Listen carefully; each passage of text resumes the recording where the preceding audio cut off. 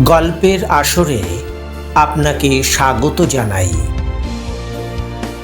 বাংলা সাহিত্যের ভাণ্ডার থেকে বাছাই করা গল্প নিয়ে আপনাদের সামনে উপস্থিত হয়েছি।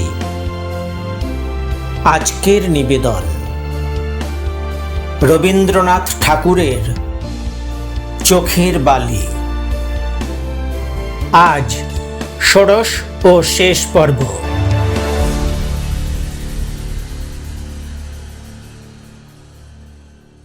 মহেন্দ্র তাহার মাতার ঘরে প্রবেশ করিতে যাইতেছে। তখন আশা তাড়াতাড়ি বাহির হইয়া আসিয়া কহিল, এখন ও ঘরে যাইও না। মহেন্দ্র জিজ্ঞাসা করিল, কেন? আশা কহিল, ডাক্তার বলিয়াছেন হঠাৎ মার মনে সুখের হোক দুঃখের হোক একটা কোনো আঘাত লাগিলে বিপদ হইতে পারে। মহেন্দ্র কহিল, আমি একবার আস্তে আস্তে তাহার মাথার শিয়রের কাছে গিয়া দেখিয়া আসি গে, তিনি টের পাইবেন না। আশা কহিল, তিনি অতি অল্প শব্দেই চমকিয়া উঠিতেছেন, তুমি ঘরে ঢুকিলেই তিনি টের পাইবেন। তবে এখন তুমি কি করিতে চাও? আগে বিহারী ঠাকুরপো আসিয়া একবার দেখিয়া যান, তিনি যেরূপ পরামর্শ দিবেন তাহাই করিব। বলিতে বলিতে বিহারী আসিয়া পড়িল। আশা তাহাকে ডাকিয়া পাঠাইয়াছিল। বৌঠান, ডাকিয়াছ? মা ভালো আছেন তো? আশা বিহারীকে দেখিয়া যেন নির্ভর পাইল। কহিল, তুমি যাওয়ার পর হইতেই মা যেন আরো চঞ্চল হইয়া উঠিয়াছেন। প্রথম দিন তোমাকে না দেখিয়া আমাকে জিজ্ঞাসা করিলেন, বিহারী কোথায় গেল? আমি বলিলাম, তিনি বিশেষ কাজে গেছেন, বৃহস্পতিবারের মধ্যে ফিরিবার কথা আছে। তাহার পর হইতে তিনি থাকিয়া থাকিয়া চমকিয়া উঠিতেছেন। মুখে কিছুই বলেন না, কিন্তু ভিতরে ভিতরে যেন কাহার অপেক্ষা করিতেছেন। কাল তোমার টেলিগ্রাম পাইয়া জানাইলাম আজ তুমি আসিবে। শুনিয়া তিনি আজ তোমার জন্য বিশেষ করিয়া খাবার আয়োজন করিতে বলিয়াছেন। তুমি যাহা যাহা ভালোবাসো সমস্ত আনিতে দিয়াছেন। সম্মুখের বারান্দায় রাঁধিবার আয়োজন করাইয়াছেন, তিনি ঘর হইতে দেখাইয়া দিবেন। ডাক্তারের নিষেধ কিছুতেই শুনিলেন না। আমাকেই খানিকক্ষণ হইল ডাকিয়া বলিয়া দিলেন, বৌমা, তুমি নিজের হাতে সমস্ত রাঁধিবে, আমি আজ সামনে বসাইয়া বিহারীকে খাওয়াইব। শুনিয়া বিহারীর চোখ ছলছল করিয়া আসিল। জিজ্ঞাসা করিল, মা আছেন কেমন? আশা কহিল, তুমি একবার নিজে দেখিবে এসো, আমার তো বোধ হয় ব্যামো আরো বাড়িয়াছে। তখন বিহারী ঘরে প্রবেশ করিল। মহেন্দ্র বাহিরে দাঁড়াইয়া আশ্চর্য হইয়া গেল। আশা বাড়ির কর্তৃত্ব অনায়াসে গ্রহণ করিয়াছে। সে মহেন্দ্রকে কেমন সহজে ঘরে ঢুকিতে নিষেধ করিল। না করিল সংকোচ, না করিল অভিমান। মহেন্দ্রের বল আজ কতখানি কমিয়া গেছে। সে অপরাধী, সে বাহিরে চুপ করিয়া দাঁড়াইয়া রহিল, মার ঘরেও ঢুকিতে পারিল না। তাহার পরে ইহাও আশ্চর্য, বিহারীর সঙ্গে আশা কেমন অকুণ্ঠিতভাবে কথাবার্তা কহিল। সমস্ত পরামর্শ তাহারই সঙ্গে। সেই আজ সংসারের একমাত্র রক্ষক, সকলের সুরিত। তাহার গতিবিধি সর্বত্র, তাহার উপদেশেই সমস্ত চলিতেছে। মহেন্দ্র কিছু দিনের জন্য যে জায়গাটি ছাড়িয়া চলিয়া গেছে, ফিরিয়া আসিয়া দেখিল সে জায়গা ঠিক আর তেমনটি নাই। বিহারী ঘরে ঢুকিতেই রাজলক্ষ্মী তাহার করুণ চক্ষু তাহার মুখের দিকে রাখিয়া কহিলেন, বিহারী, ফিরিয়াছিস? বিহারী কহিল, হামা, ফিরিয়া আসিলাম। রাজলক্ষ্মী কহিলেন, তোর কাজ শেষ হইয়া গেছে? বলিয়া তাহার মুখের দিকে একাগ্র দৃষ্টিতে চাহিলেন। বিহারী প্রফুল্ল মুখে, হামা, কাজ সুসম্পন্ন হইয়াছে, এখন আমার আর কোনো ভাবনা নাই বলিয়া একবার বাহিরের দিকে চাহিল। আজ বৌমা তোমার জন্য নিজের হাতে রাঁধিবেন, আমি এখান হইতে দেখাইয়া দিব। ডাক্তার বারণ করে, কিন্তু আর বারণ কিসের জন্য বাছা? আমি কি একবার তোদের খাওয়া দেখিয়া যাইব না? বিহারী বলিল, ডাক্তারের বারণ করিবার তো কোনো হেতু দেখি না মা। তুমি না দেখাইয়া দিলে চলিবে কেন? ছেলেবেলা হইতে তোমার হাতের রান্নাই আমরা ভালোবাসিতে শিখিয়াছি। মহিন্দার তো পশ্চিমের ডাল রুটি খাইয়া অরুচি ধরিয়া গেছে।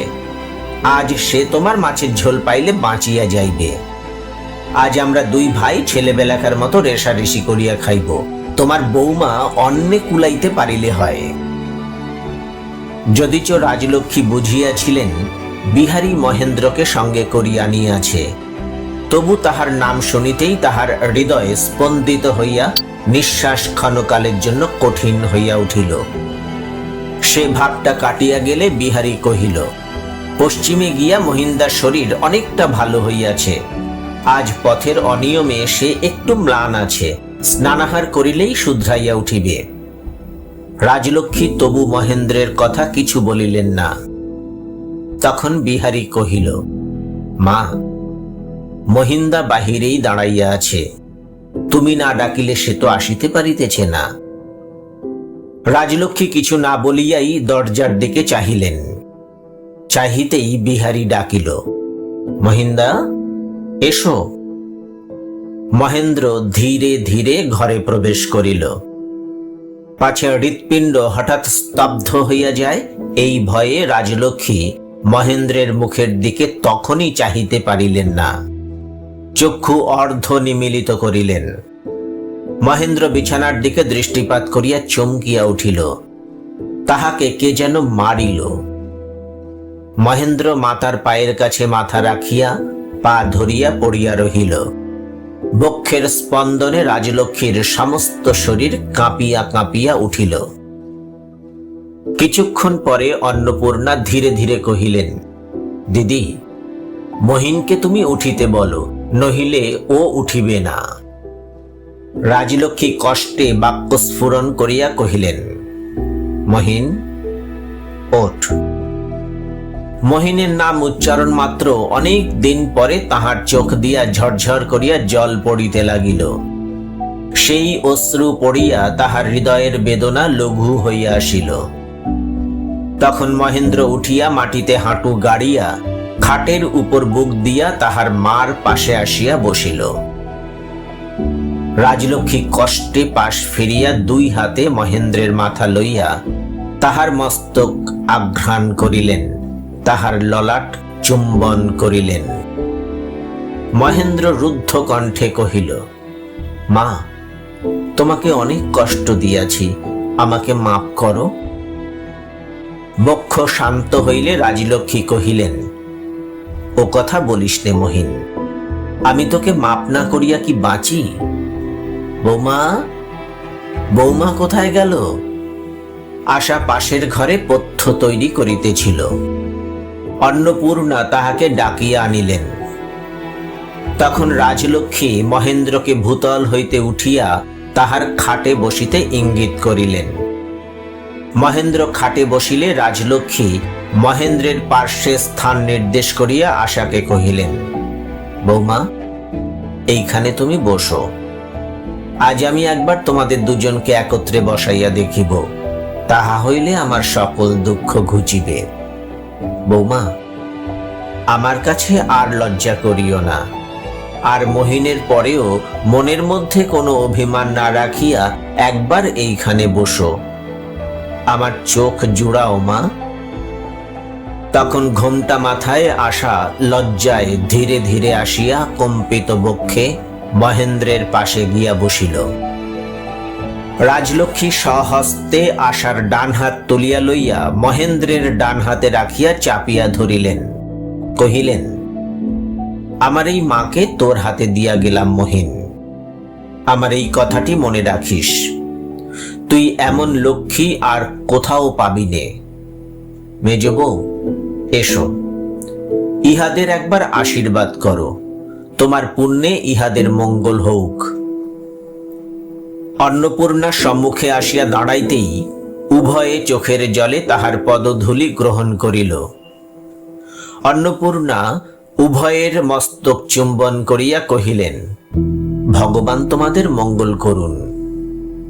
রাজলক্ষ্মী কহিলেন, বিহারী, এসো বাবা, মহিনকে তুমি একবার ক্ষমা করো। বিহারী তখনই মহেন্দ্রের সম্মুখে আসিয়া দাঁড়াইতেই মহেন্দ্র উঠিয়া দৃঢ় বাহু দ্বারা বিহারীকে বক্ষে টানিয়া কোলাকুলি করিল। রাজলক্ষ্মী কহিলেন, মহিন, আমি তোকে এই আশীর্বাদ করি, শিশুকাল হইতে বিহারী তোর যেমন বন্ধু ছিল, চিরকাল তেমনই বন্ধু থাক।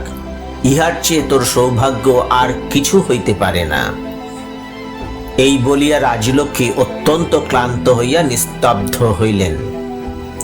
বিহারী একটা উত্তেজক ঔষধ তাহার মুখের কাছে আনিয়া ধরিতেই রাজলক্ষ্মী হাত সরাইয়া দিয়া কহিলেন, আর ওষুধ না বাবা, এখন আমি ভগবানকে স্মরণ করি। তিনি আমাকে আমার সমস্ত সংসার দাহের শেষ ওষুধ দিবেন। মহিন, তোরা একটুখানি বিশ্রাম করগে। বৌমা, এইবার রান্না চড়াইয়া দাও।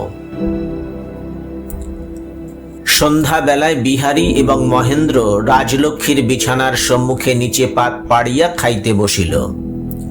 আশার উপর রাজলক্ষ্মী পরিবেশনের ভার দিয়াছিলেন, সে পরিবেশন করিতে লাগিল। মহেন্দ্রের বক্ষের মধ্যে অশ্রু উদ্বেলিত হইয়া উঠিতেছিল, তাহার মুখে অন্ন উঠিতেছিল না। রাজলক্ষ্মী তাহাকে বারবার বলিতে লাগিলেন, মহিন, তুই কিছুই খাইতেছিস না কেন? ভালো করিয়া খা, আমি দেখি। বিহারী কহিল, জানোই তো মা, মহিন্দা চিরকাল ওই রকম, কিছুই খাইতে পারে না। বৌঠান, ওই ঘণ্টটা আমাকে আর একটু দিতে হইবে, বড় চমৎকার হইয়াছে। রাজলক্ষ্মী খুশি হইয়া ঈষৎ হাসিয়া কহিলেন, আমি জানি বিহারী ওই ঘণ্টটা ভালোবাসে। বৌমা, ওইটুকুতে কি হইবে, আর একটু বেশি করিয়া দাও। বিহারী কহিল, তোমার এই বউটি বড় কৃপণ, হাত দিয়া কিছু গলে না। রাজলক্ষ্মী হাসিয়া কহিলেন, দেখো তো বৌমা, বিহারী তোমারই নুন খাইয়া তোমারই নিন্দা করিতেছে। আশা বিহারীর পাতে এক রাশ ঘণ্ট দিয়া গেল। বিহারী কহিল, হায় হায়, ঘণ্ট দিয়াই আমার পেট ভরাইবে দেখিতেছি, আর ভালো ভালো জিনিস সমস্তই মহিন্দার পাতে পড়িবে। আশা ফিস ফিস করিয়া বলিয়া গেল, নিন্দুকের মুখ কিছুতেই বন্ধ হয় না। বিহারী মৃদু স্বরে কহিল, মিষ্টান্ন দিয়া পরীক্ষা করিয়া দেখো বন্ধ হয় কিনা। দুই বন্ধুর আহার হইয়া গেলে রাজলক্ষ্মী অত্যন্ত তৃপ্তি বোধ করিলেন। কহিলেন, বৌমা, তুমি শীঘ্র খাইয়া এসো। রাজলক্ষ্মীর আদেশে আশা খাইতে গেলে তিনি মহেন্দ্রকে কহিলেন, মহিন, তুই শুইতে যা। মহেন্দ্র কহিল, এখনই শুইতে যাইব কেন? মহেন্দ্র রাত্রে মাতার সেবা করিবে স্থির করিয়াছিল। রাজলক্ষ্মী কোনো মতেই তাহা ঘটিতে দিলেন না। কহিলেন, তুই শ্রান্ত আছিস মহিন, তুই শুইতে যা। আশা আহার করিয়া পাখা লইয়া রাজলক্ষ্মীর শিয়রের কাছে আসিয়া বসিবার উপক্রম করিলে তিনি চুপি চুপি তাহাকে কহিলেন, বৌমা, মহেন্দ্রের বিছানা ঠিক হইয়াছে কিনা দেখো গে যাও, সে একলা আছে। আশা লজ্জায় মরিয়া গিয়া কোনো মতে ঘর হইতে বাহির হইয়া গেল। ঘরে কেবল বিহারী এবং অন্নপূর্ণা রহিলেন। তখন রাজলক্ষ্মী কহিলেন, বিহারী, তোকে একটা কথা জিজ্ঞাসা করি, বিনোদিনীর কি হইল বলিতে পারিস? সে এখন কোথায়? বিহারী কহিল, বিনোদিনী কলিকাতায় আছে। রাজলক্ষ্মী নীরব দৃষ্টিতে বিহারীকে প্রশ্ন করিলেন। বিহারী তাহা বুঝিল। কহিল, বিনোদিনীর জন্য তুমি আর কিছুমাত্র ভয় করিও না মা। রাজলক্ষ্মী কহিলেন, সে আমাকে অনেক দুঃখ দিয়াছে বিহারী, তবু তাহাকে আমি মনে মনে ভালোবাসি। বিহারী কহিল, সেও তোমাকে মনে মনে ভালোবাসে মা। রাজলক্ষ্মী কহিলেন, আমারও তাই বোধ হয় বিহারী। দোষ গুণ সকলেরই আছে, কিন্তু সে আমাকে ভালোবাসিত। তেমন সেবা কেহ ছল করিয়া করিতে পারিত না। বিহারী কহিল, তোমার সেবা করিবার জন্য সে ব্যাকুল হইয়া আছে। রাজলক্ষ্মী দীর্ঘ নিঃশ্বাস ফেলিয়া কহিলেন, মহিনরা তো এখন শুইতে গেছে, রাত্রে তাহাকে একবার আনিলে কি ক্ষতি আছে? বিহারী কহিল, মা, সে তো এই বাড়িরই বাহির ঘরে লুকাইয়া বসিয়া আছে। তাহাকে আজ সমস্ত দিন জলবিন্দু পর্যন্ত মুখে দেওয়াইতে পারি নাই। সে পণ করিয়াছে, যতক্ষণ তুমি তাহাকে ডাকিয়া না মাপ করিবে ততক্ষণ সে জলস্পর্শ করিবে না।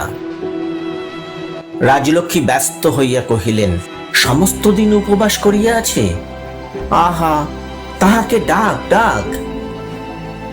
বিনোদিনী ধীরে ধীরে রাজলক্ষ্মীর ঘরে প্রবেশ করিতেই তিনি বলিয়া উঠিলেন, ছি ছি বউ, তুমি করিয়াছ কি?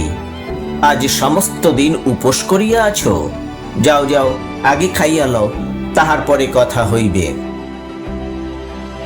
বিনোদিনী রাজলক্ষ্মীর পায়ের ধুলা লইয়া প্রণাম করিয়া কহিল, আগে তুমি পাপিষ্ঠাকে মাপ করো পিসিমা, তবে আমি খাইব। মাপ করিয়াছি বাছা, মাপ করিয়াছি। আমার এখন কাহারও উপর আর রাগ নাই। বিনোদিনীর ডান হাত ধরিয়া তিনি কহিলেন, বউ, তোমা হইতে কাহারও মন্দ না হোক, তুমিও ভালো থাকো। বিনোদিনী কহিল, তোমার আশীর্বাদ মিথ্যা হইবে না পিসিমা। আমি তোমার পা ছুঁইয়া বলিতেছি, আমা হইতে এ সংসারের মন্দ হইবে না। অন্নপূর্ণাকে বিনোদিনী ভূমিষ্ঠ হইয়া প্রণাম করিয়া খাইতে গেল। খাইয়া আসিলে পর রাজলক্ষ্মী তাহার দিকে চাহিয়া কহিলেন, বউ, এখন তবে তুমি চলিলে? পিসিমা, আমি তোমার সেবা করিব, ঈশ্বর সাক্ষী, আমা হইতে তুমি কোনো অনিষ্ট আশঙ্কা করিও না। রাজলক্ষ্মী বিহারীর মুখের দিকে চাহিলেন। বিহারী একটু চিন্তা করিয়া কহিল, বৌঠান থাকুন মা, তাহাতে ক্ষতি হইবে না। রাত্রে বিহারী, বিনোদিনী এবং অন্নপূর্ণা তিনজনে মিলিয়া রাজলক্ষ্মীর শুশ্রূষা করিলেন। এদিকে আশা সমস্ত রাত্রি রাজলক্ষ্মীর ঘরে আসে নাই বলিয়া লজ্জায় অত্যন্ত প্রত্যুষে উঠিয়াছে। মহেন্দ্রকে বিছানায় সুপ্ত অবস্থায় রাখিয়া তাড়াতাড়ি মুখ ধুইয়া কাপড় ছাড়িয়া প্রস্তুত হইয়া আসিল। তখনও অন্ধকার একেবারে যায় নাই। রাজলক্ষ্মীর দ্বারের কাছে আসিয়া যাহা দেখিল তাহাতে আশা অবাক হইয়া গেল। ভাবিল, এ কি স্বপ্ন? বিনোদিনী একটি স্পিরিট ল্যাম্প জ্বালিয়া জল গরম করিতেছে। বিহারী রাত্রে ঘুমাইতে পায় নাই, তাহার জন্য চা তৈরি হইবে। আশাকে দেখিয়া বিনোদিনী উঠিয়া দাঁড়াইল, কহিল, আজ আমি আমার সমস্ত অপরাধ লইয়া তোমার আশ্রয় গ্রহণ করিলাম, আর কেহ আমাকে দূর করিতে পারিবে না। কিন্তু তুমি যদি বলো যাও, তো আমাকে এখনই যাইতে হইবে। আশা কোনো উত্তর করিতে পারিল না। তাহার মন কি বলিতেছে তাও সে যেন ভালো করিয়া বুঝিতে পারিল না, অভিভূত হইয়া রহিল। বিনোদিনী কহিল, আমাকে কোনো দিন তুমি মাপ করিতে পারিবে না, সে চেষ্টাও করিও না। কিন্তু আমাকে আর ভয় করিও না। যে কয়দিন পিসিমার দরকার হইবে সেই কটা দিন আমাকে একটুখানি কাজ করিতে দাও, তারপরে আমি চলিয়া যাইব। কাল রাজলক্ষ্মী যখন আশার হাত লইয়া মহেন্দ্রের হাতে দিলেন, তখন আশা তাহার মন হইতে সমস্ত অভিমান মুছিয়া ফেলিয়া সম্পূর্ণভাবে মহেন্দ্রের কাছে আত্মসমর্পণ করিয়াছিল। আজ বিনোদিনীকে সম্মুখে দেখিয়া তাহার খণ্ডিত প্রেমের দাহ শান্তি মানিল না। ইহাকে মহেন্দ্র একদিন ভালোবাসিয়াছিল, ইহাকে এখনো হয়তো মনে মনে ভালোবাসে, এ কথা তাহার বুকের ভিতরে ঢেউয়ের মতো ফুলিয়া ফুলিয়া উঠিতে লাগিল। কিছুক্ষণ পরেই মহেন্দ্র জাগিয়া উঠিবে, বিনোদিনীকে দেখিবে, কি জানি কি চক্ষে দেখিবে। কাল রাত্রে আশা তাহার সমস্ত সংসারকে নিষ্কণ্টক দেখিয়াছিল, আজ প্রত্যুষে উঠিয়াই দেখিল কাঁটা গাছ তাহার ঘরের প্রাঙ্গণেই। সংসারে সুখের স্থানই সবচেয়ে সংকীর্ণ, কোথাও তাহাকে সম্পূর্ণ নির্বিঘ্নে রাখিবার অবকাশ নাই। হৃদয়ের ভার লইয়া আশা রাজলক্ষ্মীর ঘরে প্রবেশ করিল এবং অত্যন্ত লজ্জার সঙ্গে কহিল, মাসিমা, তুমি সমস্ত রাত বসিয়া আছো? যাও, শুতে যাও। অন্নপূর্ণা আশার মুখের দিকে একবার ভালো করিয়া চাহিয়া দেখিলেন। তারপরে শুইতে না গিয়া আশাকে নিজের ঘরে লইয়া গেলেন। কহিলেন, চুনি, যদি সুখী হতে চাস তবে সব কথা মনে রাখিস নে। অন্যকে দোষী করিয়া যেটুকু সুখ, দোষ মনে রাখিবার দুঃখ তাহার চেয়ে ঢের বেশি। আশা কহিল, মাসিমা, আমি মনে কিছু পুষিয়া রাখিতে চাই না, আমি ভুলিতেই চাই, কিন্তু ভুলিতে দেয় না যে। বাছা, তুই ঠিক বলিয়াছিস। উপদেশ দেওয়া সহজ, উপায় বলিয়া দেওয়াই শক্ত। তবু আমি তোকে একটা উপায় বলিয়া দিতেছি, যেন ভুলিয়াছিস এই ভাবটি অন্তরে বাহিরে প্রাণপণে রক্ষা করিতে হইবে। আগে বাহিরে ভুলিতে আরম্ভ করিস, তাহা হইলে ভিতরেও ভুলিবি। এ কথা মনে রাখিস চুনি। তুই যদি না ভুলিস তবে অন্যকেও স্মরণ করাইয়া রাখিবি। তুই নিজের ইচ্ছায় না পারিস, আমি তোকে আজ্ঞা করিতেছি। তুই বিনোদিনীর সঙ্গে এমন ব্যবহার কর যেন সে কখনো তোর কোনো অনিষ্ট করে নাই এবং তাহার দ্বারা তোর অনিষ্টের কোনো আশঙ্কা নাই। আশা নম্র মুখে কহিল, কি করিতে হইবে বলো? অন্নপূর্ণা কহিলেন, বিনোদিনী এখন বিহারীর জন্য চা তৈরি করিতেছে। তুই দুধ, চিনি, পেয়ালা সমস্ত লইয়া যা, দুইজনে মিলিয়া কাজ কর। আশা আদেশ পালনের জন্য উঠিল। অন্নপূর্ণা কহিলেন, এটা সহজ, কিন্তু আমার আরেকটি কথা আছে, সেটা আরো শক্ত। সেইটি তোকে পালন করিতেই হইবে। মাঝে মাঝে মহেন্দ্রের সঙ্গে বিনোদিনীর দেখা হইবেই। তখন তোর মনে কি হইবে তাহা আমি জানি। সে সময় তুই গোপন কটাক্ষেও মহেন্দ্রের ভাব কিংবা বিনোদিনীর ভাব দেখিবার চেষ্টা মাত্র করিস নে। বুক ফাটিয়া গেলেও তোকে অবিচলিত থাকিতে হইবে। মহেন্দ্র ইহা জানিবে যে তুই সন্দেহ করিস না, শোক করিস না, তোর মনে ভয় নাই, চিন্তা নাই। জোড় ভাঙিবার পূর্বে যেমন ছিল, জোড় লাগিয়া আবার ঠিক তেমনই হইয়াছে। ভাঙনের দাগটুকুও মিলাইয়া গেছে। মহেন্দ্র কি আর কেহ তোর মুখ দেখিয়া নিজেকে অপরাধী বলিয়া মনে করিবে না। চুনি, ইহা আমার অনুরোধ বা উপদেশ নহে, ইহা তোর মাসিমার আদেশ। আমি যখন কাশী চলিয়া যাইব, আমার এই কথাটি একদিনের জন্য ভুলিস নে। আশা চায়ের পেয়ালা প্রভৃতি লইয়া বিনোদিনীর কাছে উপস্থিত হইল। কহিল, জল কি গরম হইয়াছে? আমি চায়ের দুধ আনিয়াছি। বিনোদিনী আশ্চর্য হইয়া আশার মুখের দিকে চাহিল। কহিল, বিহারী ঠাকুরপো বারান্দায় বসিয়া আছেন, চা তুমি তাহার কাছে পাঠাইয়া দাও। আমি ততক্ষণ পিসিমার জন্য মুখ ধুইবার বন্দোবস্ত করিয়া রাখি, তিনি বোধহয় এখনই উঠিবেন। বিনোদিনী চা লইয়া বিহারীর কাছে গেল না।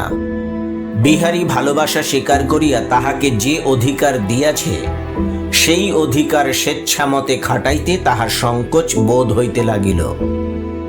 অধিকার লাভের যে মর্যাদা আছে, সেই মর্যাদা রক্ষা করিতে হইলে অধিকার প্রয়োগকে সংযত করিতে হয়। যতটা পাওয়া যায় ততটা লইয়া টানাটানি করা কাঙালকেই শোভা পায়। ভোগকে খর্ব করিলেই সম্পদের যথার্থ গৌরব। এখন বিহারী তাহাকে নিজে না ডাকিলে কোনো একটা উপলক্ষ করিয়া বিনোদিনী তাহার কাছে আর যাইতে পারে না। বলিতে বলিতেই মহেন্দ্র আসিয়া উপস্থিত হইল।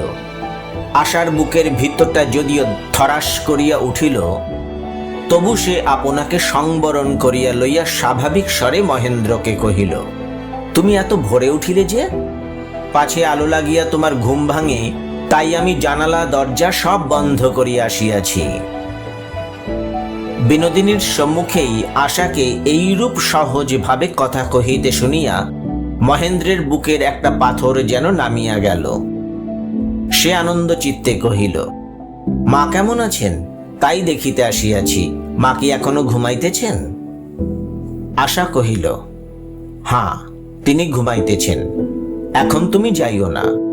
বিহারী ঠাকুরপো বলিয়াছেন তিনি আজ অনেকটা ভালো আছেন। অনেক দিন পরে কাল তিনি সমস্ত রাত ভালো করিয়া ঘুমাইয়াছেন। মহেন্দ্র নিশ্চিন্ত হইয়া জিজ্ঞাসা করিল, কাকিমা কোথায়? আশা তাহার ঘর দেখাইয়া দিল। আশার এই দৃঢ়তা ও সংযম দেখিয়া বিনোদিনীও আশ্চর্য হইয়া গেল। মহেন্দ্র ডাকিল, কাকিমা। অন্নপূর্ণা যদিও ভোরে স্নান করিয়া লইয়া এখন পূজায় বসিবেন স্থির করিয়াছিলেন, তবুও তিনি কহিলেন, আয় মহিন আয়। মহেন্দ্র তাহাকে প্রণাম করিয়া কহিল, কাকিমা, আমি পাপিষ্ঠ, তোমাদের কাছে আসিতে আমার লজ্জা করে। অন্নপূর্ণা কহিলেন, ছি ছি, ও কথা বলিস নে মহিন। ছেলে ধুলা লইয়াও মার কোলে আসিয়া বসে, কিন্তু আমার এ ধুলা কিছুতেই মুছিবে না কাকিমা। দুই একবার ঝাড়িলেই ঝরিয়া যাইবে। মহিন, ভালোই হইয়াছে। নিজেকে ভালো বলিয়া তোর অহংকার ছিল, নিজের পরে বিশ্বাস তোর বড় বেশি ছিল। পাপের ঝড়ে তোর সেই গর্বটুকুই ভাঙিয়া দিয়াছে, আর কোনো অনিষ্ট করে নাই। কাকিমা, এবার তোমাকে আর ছাড়িয়া দিব না। তুমি গিয়াই আমার এই দুর্গতি হইয়াছে। আমি থাকিয়া যে দুর্গতি ঠেকাইয়া রাখিতাম, সে দুর্গতি একবার ঘটিয়া যাওয়াই ভালো।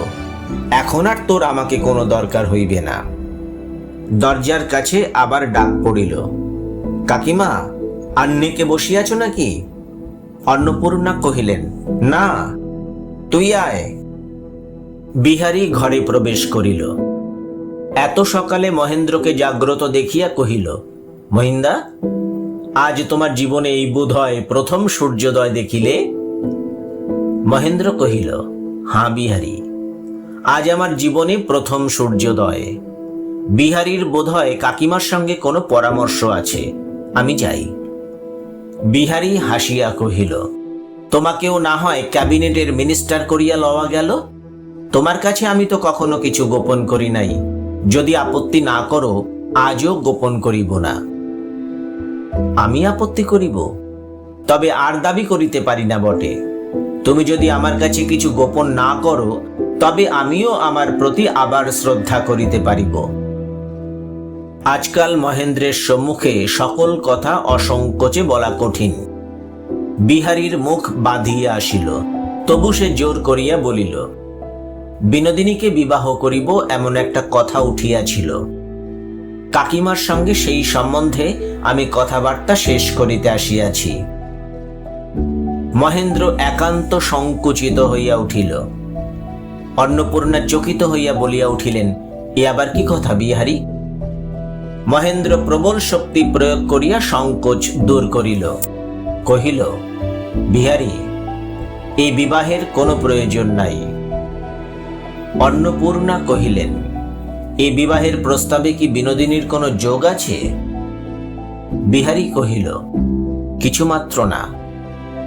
অন্নপূর্ণা কহিলেন, সে কি ইহাতে রাজি হইবে?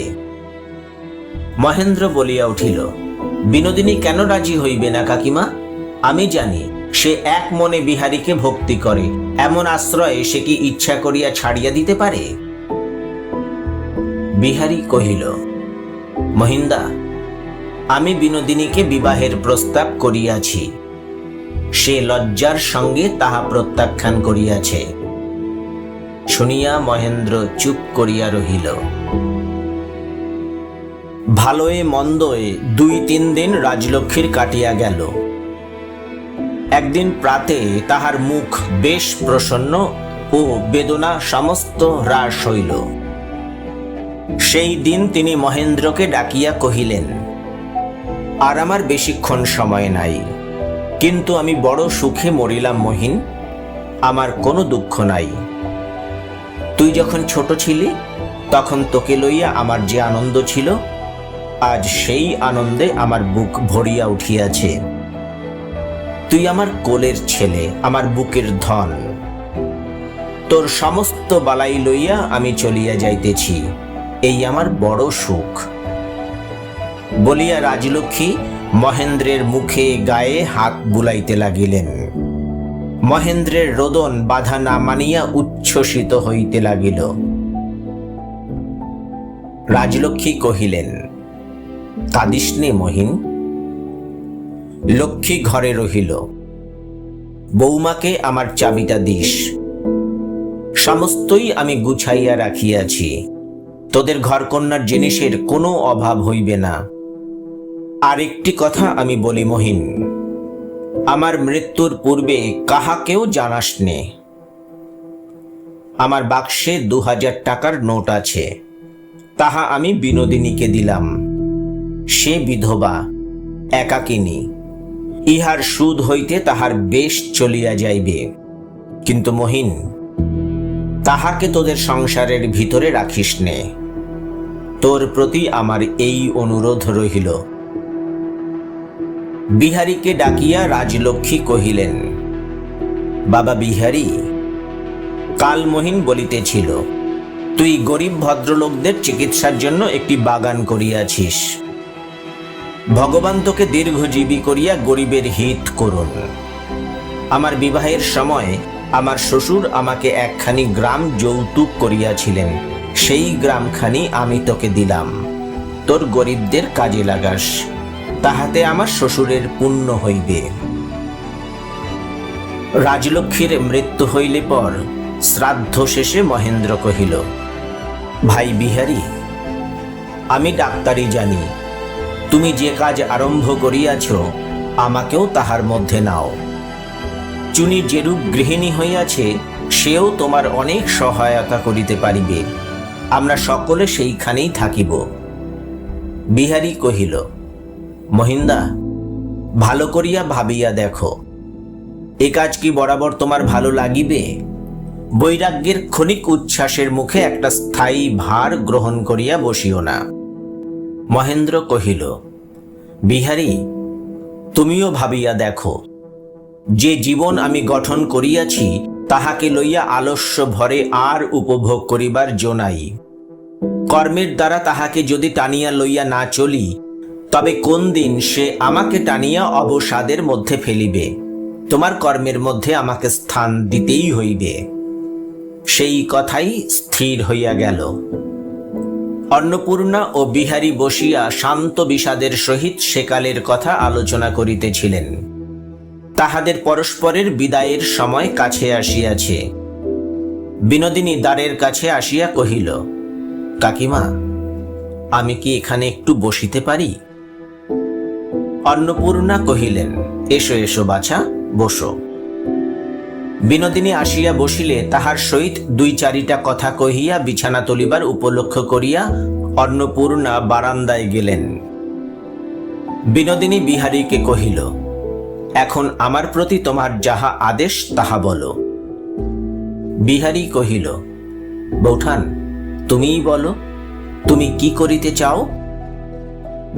বিনোদিনী কহিল, শুনিলাম গরিবদের চিকিৎসার জন্য গঙ্গার ধারে তুমি একখানি বাগান লইয়াছ। আমি সেখানে তোমার কোনো একটা কাজ করিব, কিছু না হয়তো আমি রাধিয়া দিতে পারি। বিহারী কহিল, বৌঠান, আমি অনেক ভাবিয়াছি। নানান হাঙ্গামে আমাদের জীবনের জালে অনেক জট পড়িয়া গেছে। এখন নিভৃতে বসিয়া বসিয়া তাহারই একটি একটি গ্রন্থি মোচন করিবার দিন আসিয়াছে। পূর্বে সমস্ত পরিষ্কার করিয়া লইতে হইবে। এখন হৃদয় যাহা চায় তাহাকে আর প্রশ্রয় দিতে সাহস হয় না। এ পর্যন্ত যাহা কিছু ঘটিয়াছে, যাহা কিছু সহ্য করিয়াছি, তাহার সমস্ত আবর্তন, সমস্ত আন্দোলন শান্ত করিতে না পারিলে জীবনের সমাপ্তির জন্য প্রস্তুত হইতে পারিব না। যদি সমস্ত অতীতকাল অনুকূল হইত, তবে সংসারে একমাত্র তোমার দ্বারাই আমার জীবন সম্পূর্ণ হইতে পারিত। এখন তোমা হইতে আমাকে বঞ্চিত হইতেই হইবে। এখন আর সুখের জন্য চেষ্টা বৃথা। এখন কেবল আস্তে আস্তে সমস্ত ভাঙচুর সারিয়া লইতে হইবে। এই সময় অন্নপূর্ণা ঘরে ঢুকিতেই বিনোদিনী কহিল, মা, আমাকে তোমার পায়ে স্থান দিতে হইবে। পাপিষ্ঠা বলিয়া আমাকে তুমি ঠেলিও না। অন্নপূর্ণা কহিলেন, মা চলো, আমার সঙ্গেই চলো। অন্নপূর্ণা ও বিনোদিনীর কাশীতে যাইবার দিন কোন সুযোগে বিহারী বিরলে বিনোদিনীর সহিত দেখা করিল।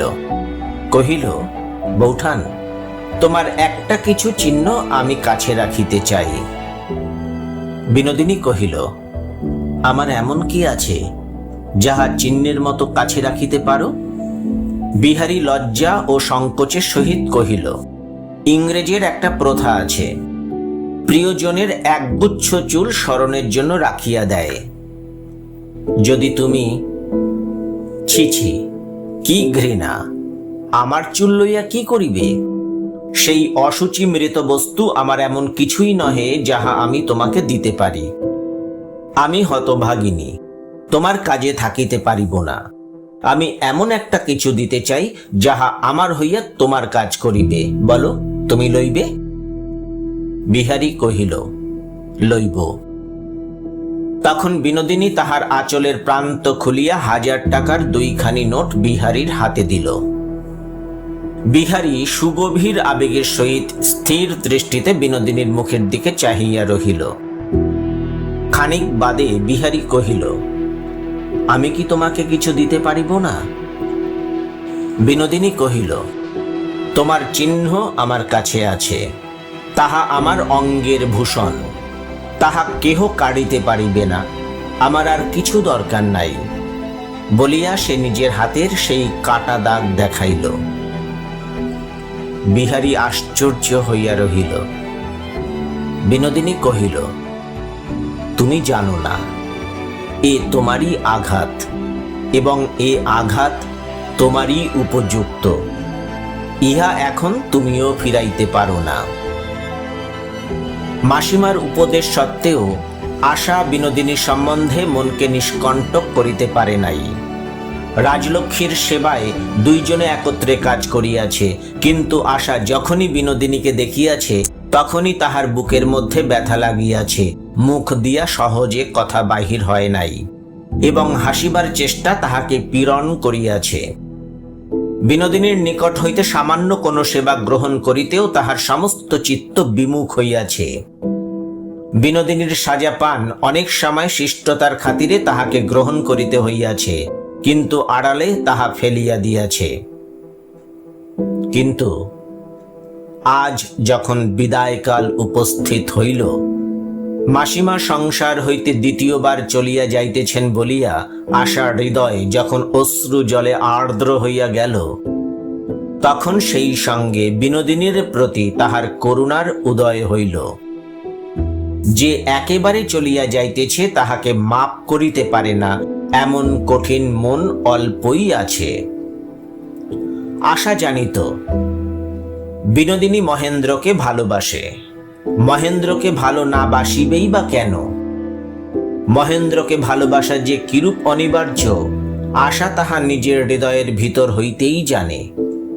নিজের ভালোবাসার সেই বেদনায় বিনোদিনীর প্রতি আজ তাহার বড় দয়া হইল।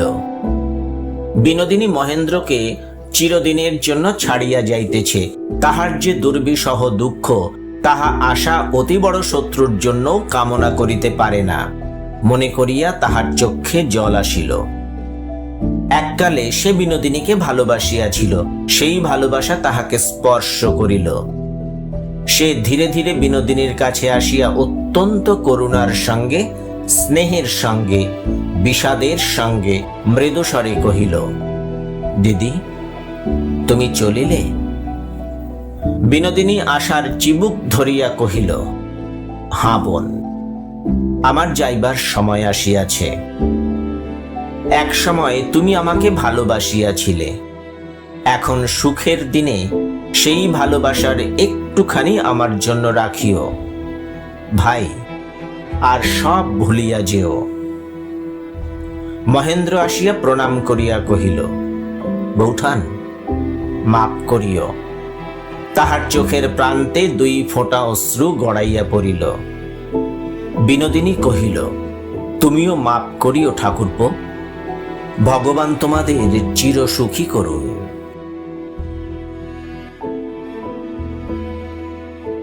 রবীন্দ্রনাথ ঠাকুরের চোখের বালি। আজ শুনলেন ষোড়শ ও শেষ পর্ব। এই পাঠ আপনাদের ভালো লাগলে আমার এই প্রয়াস সার্থক হবে। সপ্তাহের প্রতি রবিবার ও শনিবার ঠিক দুপুর 2টায় নতুন গল্প পাঠের ভিডিও নিয়ে আপনাদের সামনে উপস্থিত হব। আমার এই ইউটিউব চ্যানেলটিকে সাবস্ক্রাইব করার, মন্তব্য লেখার এবং নতুন ভিডিওর নোটিফিকেশন পেতে বেল আইকনটি প্রেস করার আন্তরিক অনুরোধ জানাই।